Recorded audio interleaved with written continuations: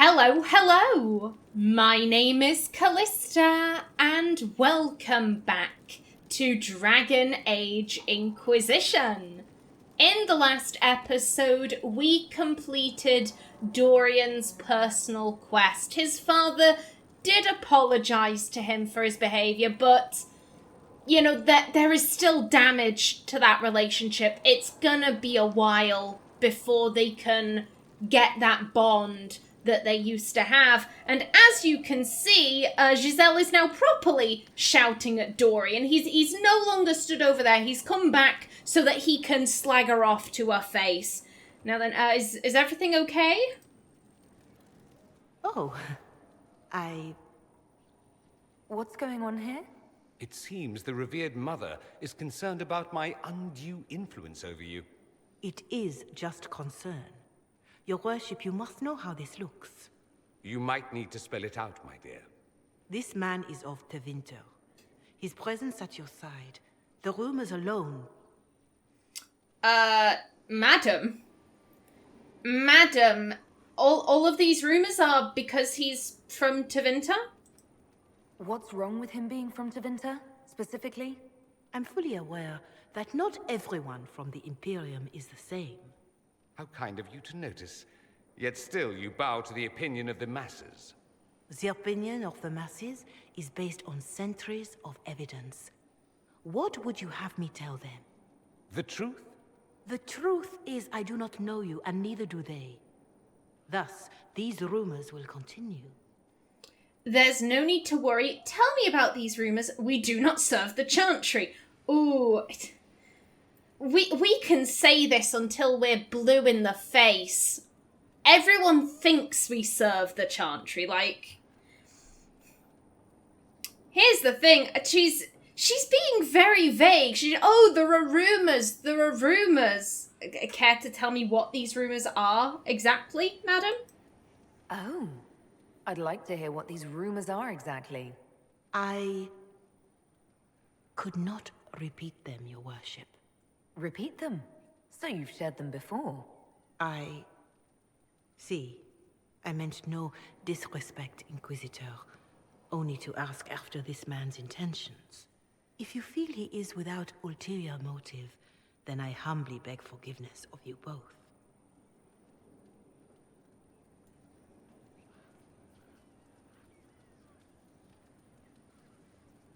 Well, that's something. Yeah. Aenor... The feeling Aenor gets with Giselle is that she means well. I don't think Aenor thinks Giselle is a bad person by any stretch of the imagination. I mean, at the very beginning, when she first met her, the Inquisition was saying, hey, we can take you out of this war zone, come with us. And Giselle's response was, no, you come here and protect everyone. I'm not gonna leave these refugees so I can save my own hide, but leave them in the path of danger. No. If you want my help, you help them. And I think Aenor does respect that. However, it's also very clear Giselle is used to being respected. Giselle is used to being respected because she is a Chantry mother. And Dorian doesn't give a shit about that. Dorian is like, oh, you're a Chantry mother? Okay, you have to earn my respect. And I don't think Giselle is used to that. And as such, I do think she is kind of like, oh, he won't respect me? Well, he's from Tevinter, so clearly there's something weird going on here. And he has ulterior motives and all of that. And Aenor really likes Dorian. Aenor would consider Dorian a very good friend by this point, and I don't think she's gonna tolerate Giselle being like, oh, there are rumours, are there? Well, don't listen to them. No, hush yourself. I'm not tolerating that. Are you alright? This happens often? Forget her. Yeah, first and foremost, she was targeting you. Are you doing okay? She didn't get to you, did she? No, it takes more to get to me than thinly veiled accusations. You don't think she'll do anything? Do what? Yours is the good opinion I care about, not hers. I should ask, do the rumors bother you? Only on your behalf. There will always be rumors. Yes, here's the thing. Aenor is a Dalish elf. And she's not... I've said this before. She's not fully Dalish, but what does being fully Dalish means? Can you be only half Dalish? Can you be only... You know, like, her mother was a city elf. Why does that make her half anything? But she is a Dalish elf. She has lived... Not exactly lived, but she has spent large amounts of time in the cities. And I think probably some of her maternal grandparents' neighbours, you know, seeing a random Dalish, you know, walking in, or anyone new to the Alien Age might be like, oh, what's one of them doing here? What's someone like that dicking about here? And Aenor, that's the reaction you'll get. Some people are nice, some people are dicks, you know. Life's like a box of chocolates, you never know what you're gonna get. And that's just how it was. She was always like, I can deal with that. She always kind of thought, I can deal with that. I'm strong, but what about my grandparents? What if someone says something rude to them? I think she worries on the behalf of others, so... Yeah, I'm drawn to this. I wish they wouldn't disparage you. They don't know you. They know you even less than they know me. Perhaps it's odd to say, but I think of you as a friend, Inquisitor. I have precious few friends. I didn't think to find one here. Don't speak. I detest confessions, and I'd like to get this over with. Allow me to say I'll stand beside you, against Corypheus, my countryman, or spurious rumor, so long as you'll have me. Oh, buddy! Friendo! What's on your mind? Nothing! I should go. You know where I'll be. I fucking love him so much. Dorian's great. I love Dorian. I love him. Oh, bless. That was so sweet. Oh. God damn. Alrighty then, from here, we have war table shit to be doing. We have people waiting for us, and after that, like I said, I do want to get everyone's companion quests done, or at least as done as I can. He spent his life in the circle. Perhaps a tailored coat from Valrayo? He can't wear armor all the time. He will appreciate the gesture, Lady Ambassador. That's a polite way of saying he wouldn't like it, isn't it? Let Cullen dress however he wants to dress. I mean, if you're trying to go for something specific, like if you've got a party, I mean, we do have the ball in Orlais, but like dress him for that. But otherwise, let him dress however he wants to dress.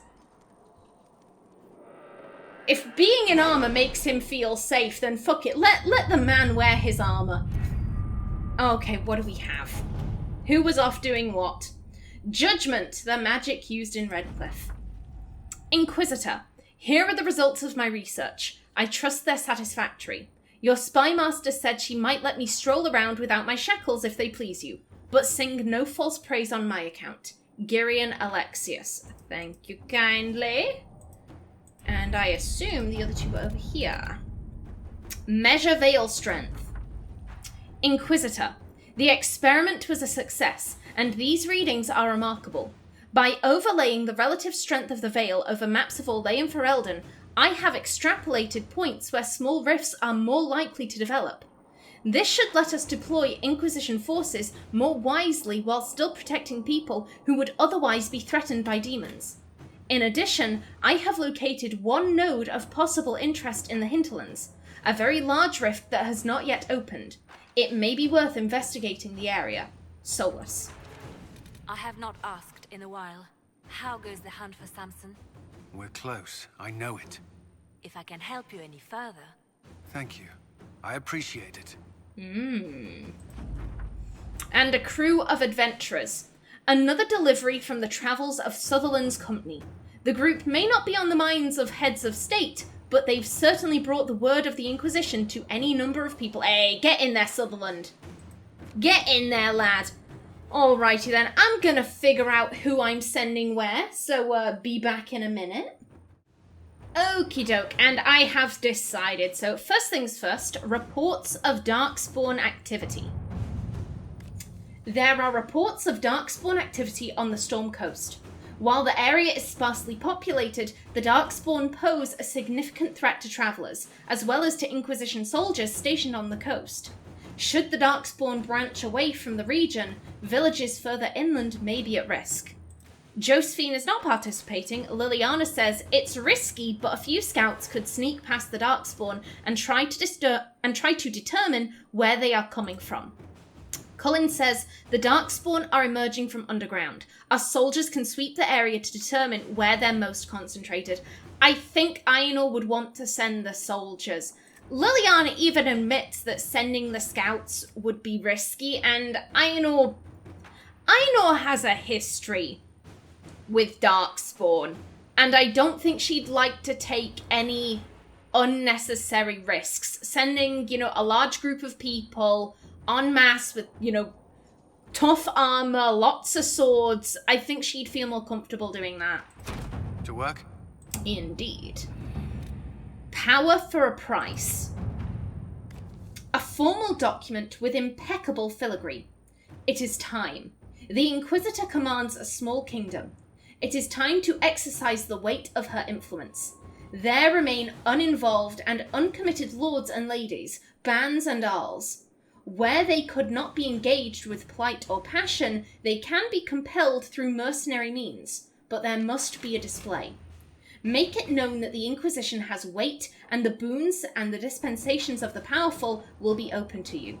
Thereafter, she need not curry influence. She can simply buy it. The esteemed Faris, the representative. Cullen said, a grand march. If you are to show weight, show the legion that you command. Liliana says, do not display. We will show your reach by simply being where it is most beneficial.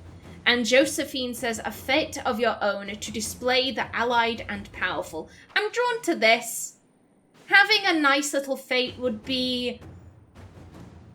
I've said this before, I think, with the Inspire quest, having a grand feast to try and get everyone's spirits up and the like, and I think a fate would do that, so. Let us begin. Excellent. And we move over to Orlais. Now, very quickly, Exalted Plains resources. This we can do multiple times, so I'm just going to tag that. And, Emerald Graves resources. There we go. That's Priest de Leon. Okay, excellent. However, the one I'm going for is Judgment. Movran's arrived. We have received word that Movran the Under has made good on your judgment of armed exile in Tevinter. He and his clan immediately staked a claim to a large section of land along the Imperial Highway at the edge of the Silent Plains. It is inhospitable and vacant, and they claim they are not interested in banditry or actively threatening anyone. Beyond, of course, suddenly declaring that they now live within Imperium borders. Our Tevinter contacts say the relocation has caused significant concern among the Magisters. Josephine says, it is difficult to present this as a positive, but perhaps we could notify Minrathous that we hope they enjoy our reinforcements for their continued war against the Kunari. Cullen says, a fine jest, and now it is done. I suggest cutting ties before their presence is considered provocation. And Liliana says, if you simply want them present to unnerve Tevinter, it is possible to keep Movran's clan supplied without explicit ties to us. So the whole reason why Aenor did this, I'm kind of headcanoning that it was Josephine's suggestion. Aenor isn't a politically savvy person, so any of the options would have been out of her character.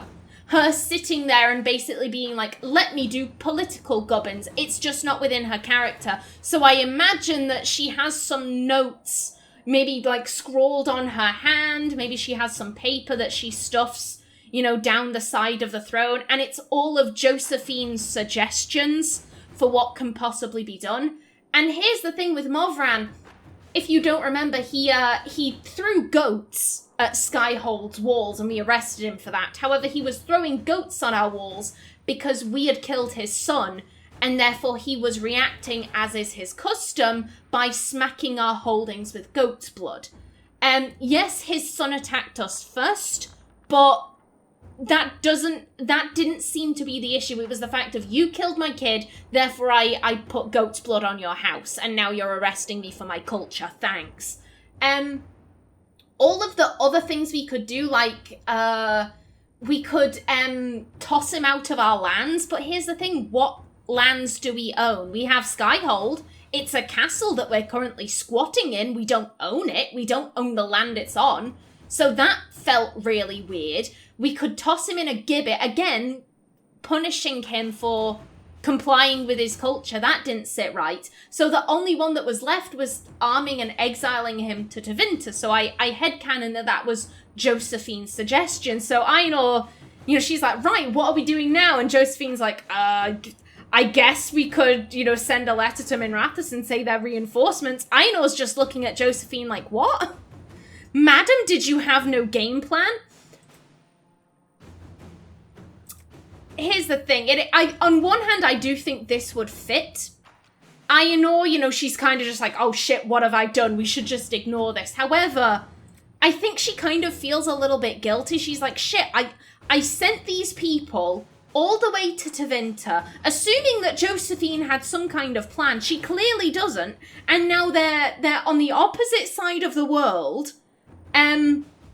They're claiming they're not interested in banditry, but what if they start doing that? Like, I think she's not doing this to unnerve Tevinter. I think she's supplying them because she feels guilty that she effectively sent them across the world for nothing. Inquisitor. Excellent.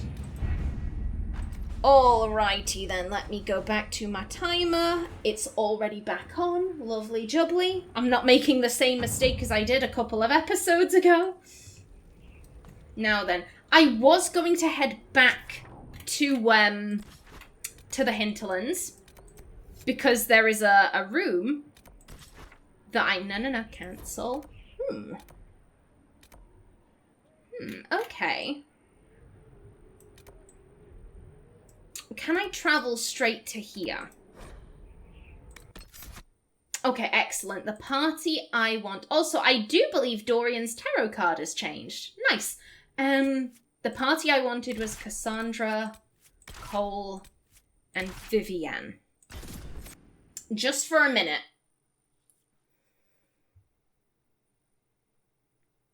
After that, we can bamf up to a camp and I'll swap out Vivienne for Solas. This won't take us 2 minutes.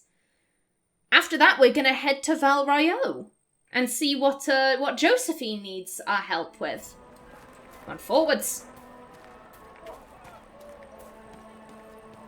Now, the reason we're meeting Josephine in Val Royeaux, if my memory serves me correctly, which I'm pretty sure it does, we need you. Basically, her family has, their fortunes aren't as good as they once were. She had recently tried to re-establish everything. However, her couriers had been murdered, and this Viscount, Duke, Arl, not entirely sure what he is, this nobleman has said, oh, I know why your men were murdered, but you have to bring the Inquisitor to a public meeting with me in Val Royeaux. Thank you for all you've done. Good for you. Thank you kindly.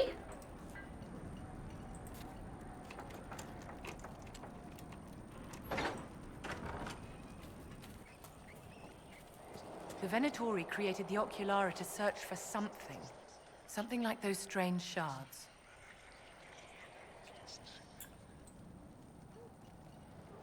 Did I come here too early?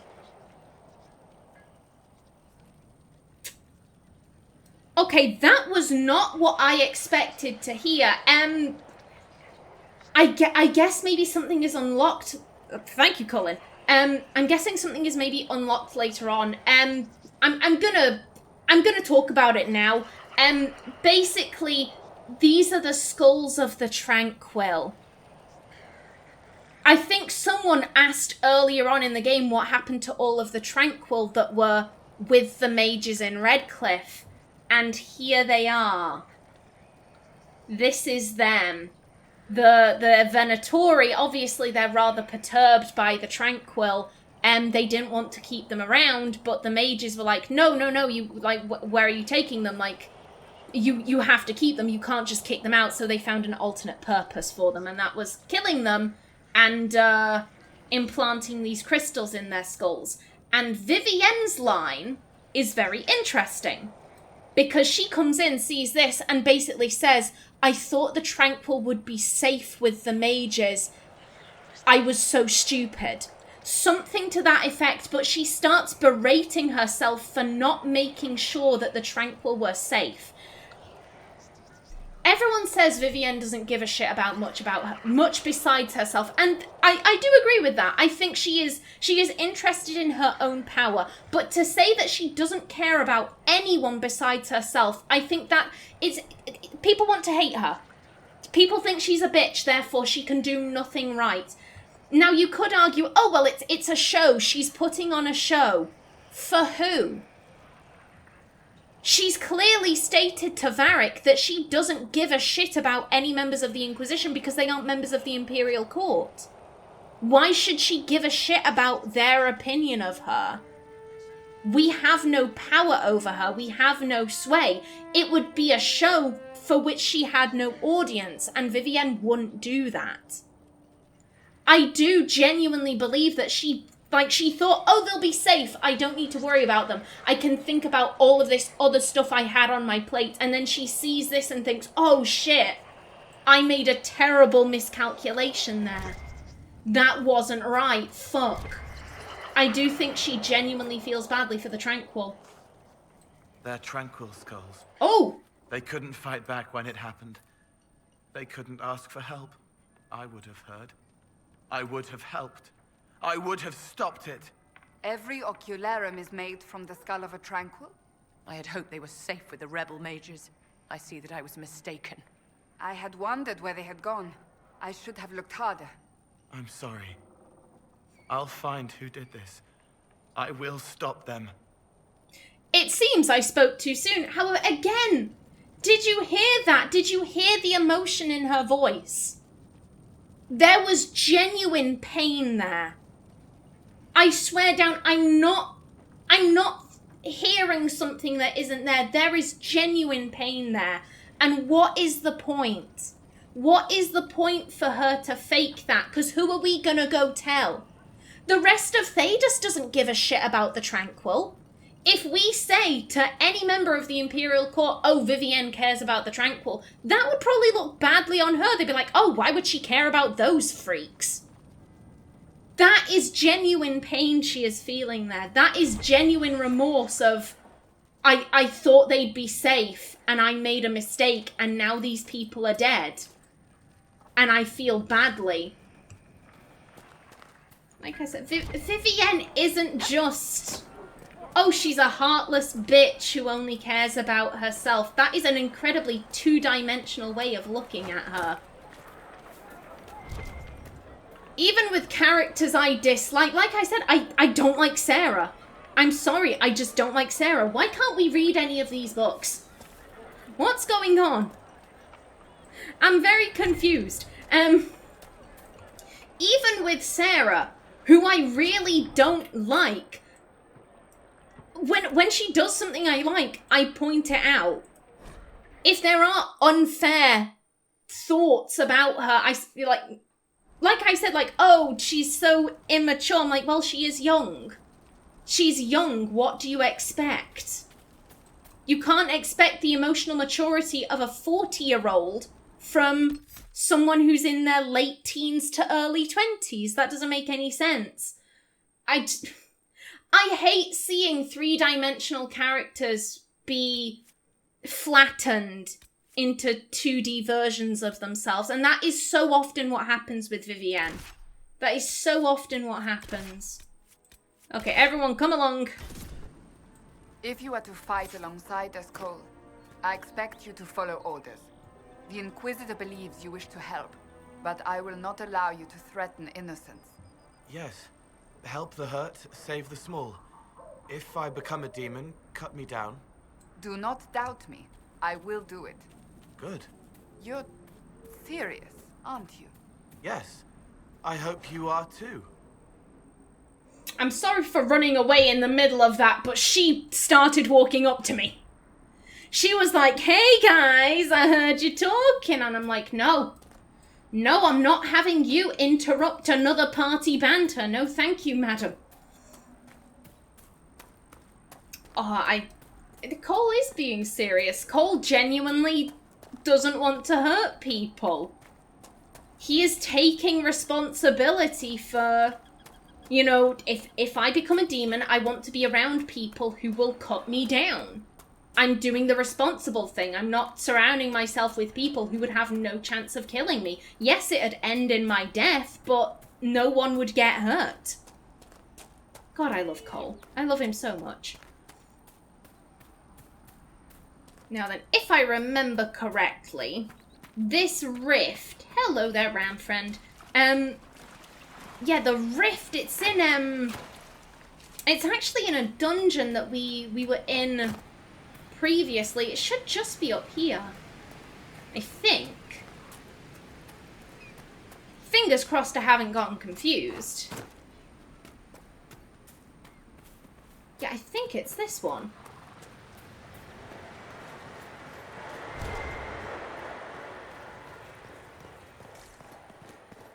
Hello? Hello, Rift? Yeah, there you are. You're right. Got up. And a spinny spin. Flipping heck. I'm sweating cobs right now. Oh, hello, big boy. You're right.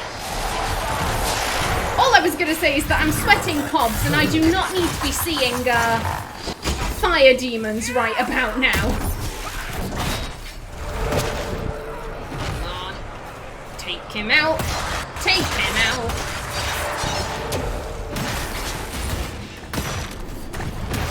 Guard up. And you're back.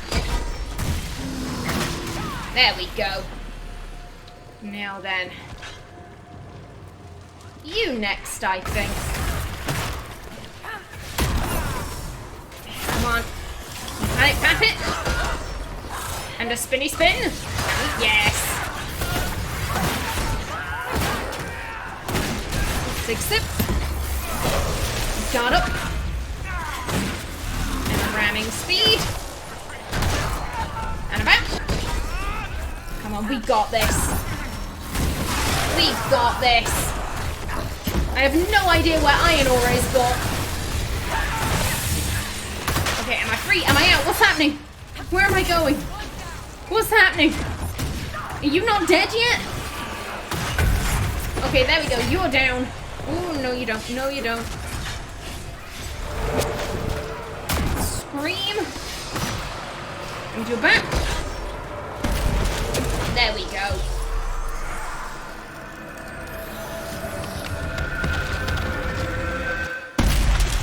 Ooh.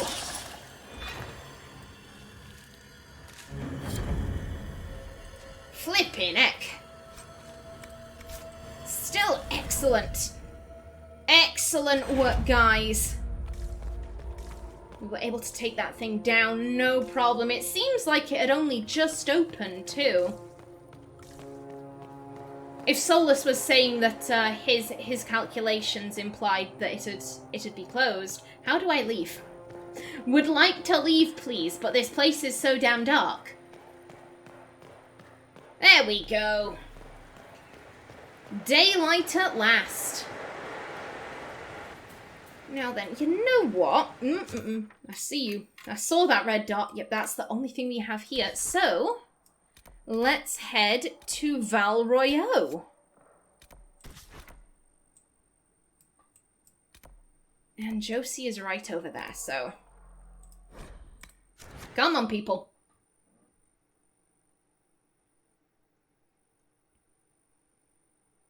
And you know what? I think I'll bring today's episode to a close right here. When the game loads. There we go. You swear it's true? They saw her in Valchevin? Her target's a dog for the Inquisition now. I swear I heard she was in Starkhaven. How does she do it? She has friends everywhere. That's all that matters. Friends of Red Jenny, are you two still gossiping? Hello. Apparently not. Alrighty then. I told you I was right not to send supplies to Haven. Look what happened there. I am more worried about who attacked them and why. Who cares? The Chantry declared them heathens. An attack was just a matter of time. The Most Holy is dead. Until a divine says not to, I intend to supply the Inquisition. They need our help. Oh, thank you, madam. Thank you. How very, very kind of you. Alrighty then. And I am going to bring today's episode to a close right here. In the next one, we go and see if we can give Josephine a hand. But until then, please remember to like if you enjoyed, leave a comment below, and if you wanted to subscribe, it would be very much appreciated. I've been Callista. Thanks for watching, and see you in the next episode.